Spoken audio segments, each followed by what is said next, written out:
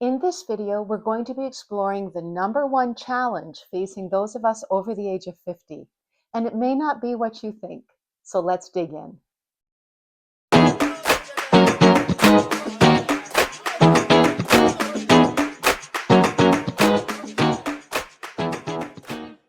Hi, and welcome to A Balanced Life. I'm Patricia. And if you're new here, welcome. And I hope you'll maybe check out some of the other videos that we've created around self-care, specifically for those of us in our 50s, 60s, 70s, 80s, and 90s. You know, at this point in our lives, there's a lot of things that are out of our control.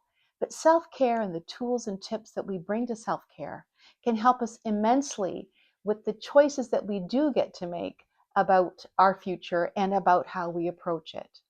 So in this video in particular, we're going to be talking about the number one challenge facing those of us over the age of 50 as we age. And it may not be what you think.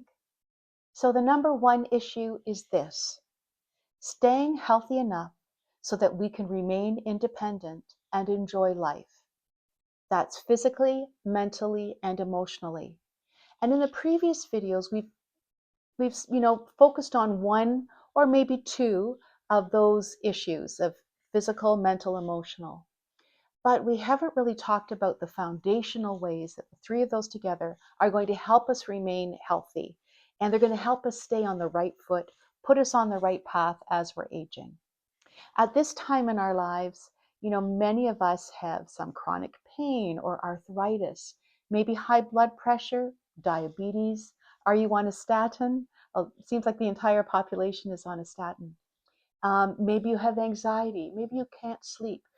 All of these challenges, whether they're physical, mental, or emotional, are part of building a healthy foundation so that we can grow and thrive in this next chapter. We want to remain independent as long as we can. And while we're independent, we want to have a life filled with the things that bring us joy. So that's where we're going to start today. We're going to be looking at 5 different ways that we can enhance our foundation so that as we're aging into this next chapter, that we're on the right path. We've set up intentional, purposeful steps to take so that we can maintain our health and our independence. According to public health records, everybody, almost everybody, over the age of 55 has already one chronic condition, and those are the ones we've just listed. So what is it that we can do to help our healthcare professional team? Because again, this does not take the place of any medical expertise and guidelines or health initiatives that you're already in the middle of. Your healthcare team knows what's best for you. What self-care does, though, is supports. It's a supplement, helps fill in the gaps. And it also brings us a sense of control over maybe some parts of our life that start to feel like they're slipping a little bit out of our control. And our health can be one of those things. So we're going to be looking at those 5 things, and let's get right into it. The first self-care practice is maybe the easiest. It's just about moving every day. Now, I'm not talking about putting on your gym equipment and heading over to the gym to jog a mile. I'm talking about finding just 10 minutes. The research shows that if you can find 10 minutes in your day to walk, stretch, dance in your kitchen while you're cooking, do some yoga, be outside gardening, whatever that movement is, if you can do that for 10 minutes, and if that walk is a brisk walk, that's even better. But that's going to have a tremendous effect on your joints, on your heart health, on your mental health. When we're physically active, especially something like dancing, which if it brings you joy, or walking outside in nature, your mind is cleared. You're having this fabulous experience that makes you feel good. I started doing yoga in the morning. Sometimes it's 10 minutes, sometimes it's 20, but I always feel so much better afterwards. And I do the vinyasa, just a gentle stretch, a lot of breath work. That's what I need right now. But what I'm doing, even if I'm engaged in a pose that looks like it's just a gentle stretch, even though that may be true, I am engaging my mind to be in tune with my body. I'm thinking about my breath work, and I'm having a mindful experience outside of the busy life that I typically live. When I start my day like that, I've already started off for myself on the right foot. I feel energized, I feel at peace, I'm calm, and I'm ready to face the day. The lovely thing is that it also helps me with balance, which is a problem I've been having since I've had a fall. And we're going to get to that in a minute, but 10 minutes is all it takes. And it doesn't necessarily have to be 10 minutes all at once. Park a little distance away from the store when you're heading in, or do a couple laps around your block in the middle of your day. If you're already retired and you maybe have a little bit more time in your day, and maybe even if you're in the midst of caregiving, which can be all encompassing and be something that really can be overwhelming, that 10 minutes that you can take and find, as I said, even if it's not 10 minutes all at once, maybe you need a small break here, a small burst of energy there. It will have a long-term effect as well as an immediate effect. So that's the first one. 10 minutes, some kind of movement that brings you joy. After midlife, so once we've reached the age of 50, we're already starting to lose muscle mass. And so it's important to strengthen ourselves and rebuild that. Now, again, I'm not telling you need to go to the gym. I'm talking about accessible things that you can do in your day that can help you maintain, and this is the second issue, balance and strength. So balance and strength are incredibly important as we age. And there's small ways that we can help build our balance and strengthen ourselves without having to go to the gym, without having to walk around with weights. Although I think weights are an awesome idea. But again, we're talking about the accessible things that we can do every day, that are free, that are available to us in our homes. So the first one is to sit up and sit down in a chair. Can you get up and get down without any issues, either using your hands initially and then without your hands? Now that means you're not pushing up with your arms. Can you just stand up and sit back down? Most of us can't. Most of us, regardless of the age we are, need some help standing up, and that's wonderful. That's totally fine. But the exercise is, and the practice is just to stand up and sit down, stand up and sit down, and do that 5 to 10 times throughout your day. The second one is the wall push-ups. So we've all seen these before. You stand facing a wall, you put your hands on it, and you push yourself away and then back and away and back. And what that does is it strengthens your upper body. So the sitting, standing is strengthening your core. The pushing and back and forward is your arms and upper body. And just do that a few times in your day.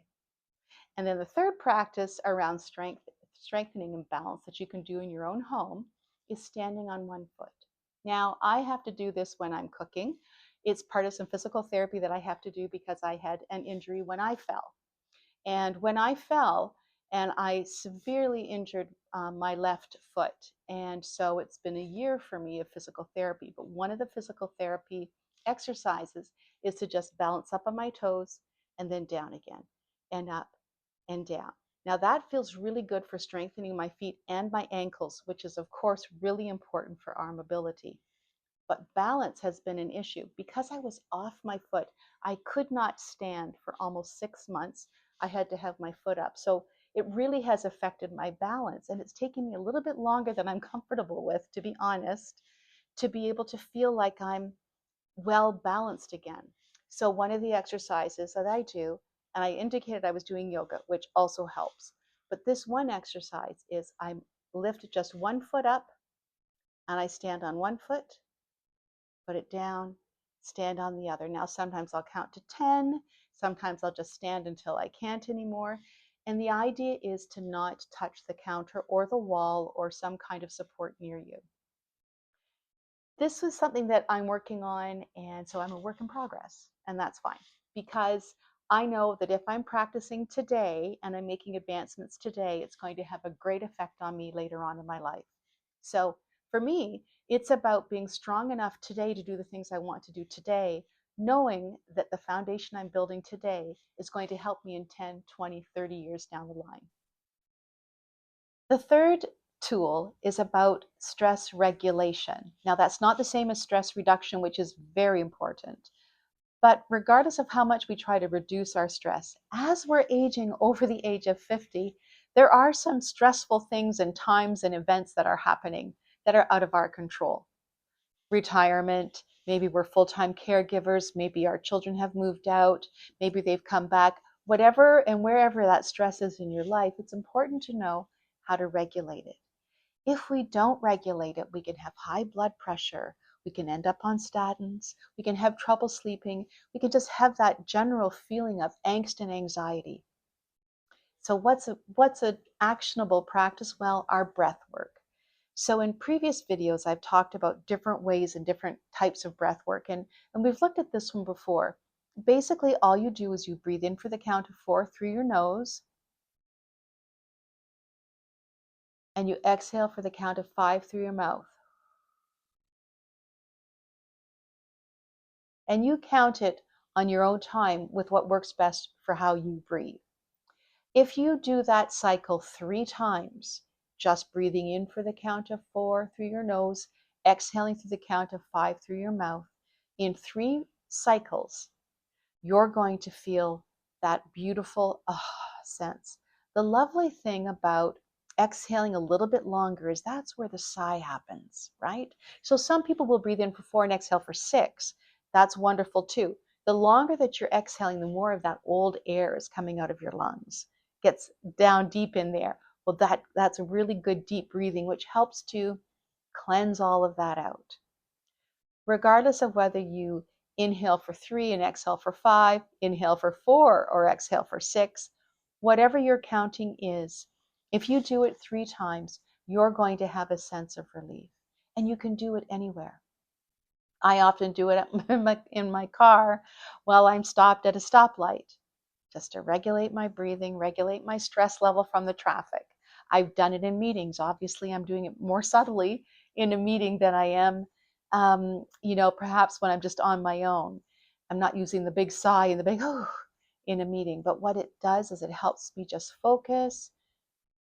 I stop myself from saying something too soon. It really is a wonderful regulator all around.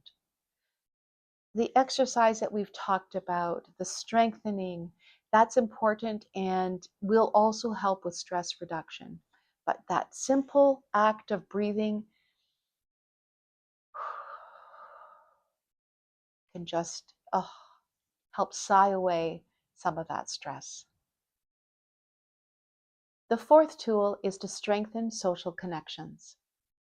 Now, if you've retired or you are about to retire, then you are feeling or in the middle of that sense of loss of connection and community that is naturally built into our life when we're working and we're dealing with other people. But it's a little bit deeper than that. When we retire and as we're aging, life becomes a little slower. We tend to stay home a little bit more. And so when that happens, we can feel isolated. We can feel lonely. And loneliness is different than being alone. Some of us enjoy that alone time, and it's important to be able to enjoy time to yourself. But it's also important for our mental health and our emotional health, and certainly our physical health, to be able to be connected with people. Also, the relationships that we're building and nurturing, and we have time now, a little bit more time in our day for coffees with friends or to join a social group who are actively pursuing or have a similar hobby to you. Maybe now is the time you could do that. And when you do that, you naturally are building a sense of community. Having a connection in some way emotionally with somebody else is self-care. And it's very important to feel that you are emotionally supported in this next chapter of your life. So to help build that strong foundation, look to building and enhancing or enriching relationships that make you feel seen and help you help somebody else feel seen as well. And this fifth one is to focus on purpose, not just productivity. So we've been in this life of productivity prior to reaching this age. In our 20s, 30s, and 40s, we're in that hustle time. It's go, go, go. Maybe we have young families. We have vibrant social lives, and work is busy, and we're trying to achieve and get ahead, or maybe just make our daily quota. But it's day in, day out, busy, busy, busy. And We are productive. Those are our productive years, and we have the energy for it. But now things are shifting. And if you have retired, then you know that you now have to find a sense of purpose. If you haven't retired yet, now is the perfect time to be thinking about your future. What is it you want to look like? Is it going to be full of travel? Are you going to be volunteering some way? Having meaning and meaningful moments in our lives help us have purpose. It's good to know that in our weekend, it doesn't have to be every single day waking up at 5 a.m. and catching the train at 7 to get into the city for a job. That's not what we're talking about now. But we're talking about thinking and reflecting on, what is my value system? What are things that are important to me? And then once I know that, where do I want to spend my time? What is going to give me purpose? Now is that time is yours. Explore hobbies, making connections with people, putting daily or weekly intentional moments into your calendar so that you have something to look forward to and think about and reflect on, and then connect with other people around. So having a sense of purpose. We know that having a sense of purpose helps with our mental health and our emotional health. And it is important as we're aging, and it will help with all aspects of, and maybe most of the tools that we've been talking about today. It will support your isolation and strengthening social connections. It'll support that tool as well. If you have a sense of purpose, your why. And your why at this stage in our lives, our why can be whatever we want it to be. Maybe now is the time to travel. Maybe now is the time to dig into that hobby. Whatever it is, it's your time. And when we are purposeful and intentional with these choices, we are building a healthy emotional, mental, and physical foundation that's going to lead us into our next chapter. So, if you've been wondering what the number one issue is for those of us over the age of 50, it's about protecting our health so that we can live a vibrant life, so that we can thrive, we have independence, and we can really have a life of meaning and joy. And we talked about those 5 tools, those 5 tips, and I'm just going to list them here now so you can see them again. Just one quick recap. But I'm interested to know what you do. What are your self-care tips and tools around any of these issues, or maybe you have others? But our goal is to build together a solid foundation. Let's keep this conversation going. Like and subscribe, and I hope that you'll visit again. And in the meantime, do something kind for yourself today.